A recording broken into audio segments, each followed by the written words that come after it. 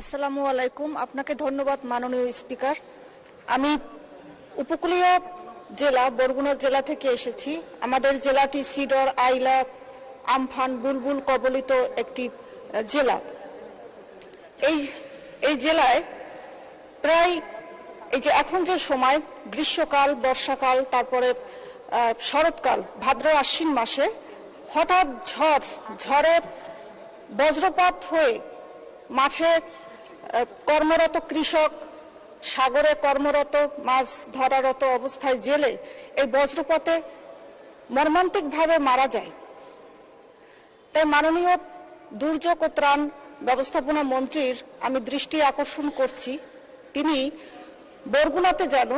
বরগুনা জেলায় এই বজ্র নিরোধক দণ্ড এবং কৃষকের জন্য, বিশেষ করে কৃষকের জন্য কৃষক ছাউনি যেন নির্মাণ করা হয়। কারণ যে কৃষকদের উৎপাদিত ফসলে আমরা টিকে আছি, সেই কৃষকরা মাঠে বজ্রপাতে নির্মমভাবে